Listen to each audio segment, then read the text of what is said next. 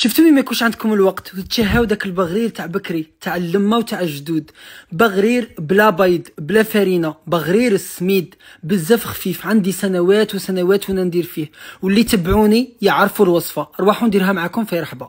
هنا عندي 3 كيسان تاع سميد يكون رطب، نقول ونعاود السميد الرطب، نديرهم في رحبه، نزيد مغرف خماره الخبز ومغرف تاع السكر، نخلطوا كاع هاد المقادير، نزيدوا عليهم مغرف صغيره ملح ونخلطوا غايه.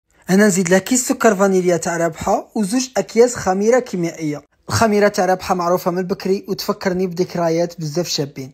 نروحوا هنايا نجيبوا هذاك السميد نديروه في قصعه تكون كبيره، نزيدوا عليه 4 كيسان تاع الماء يكون دافي، نفس الكيسان اللي نديروا بهم السميد نعبروا بهم الماء، يعني لازم تحترموا المقادير.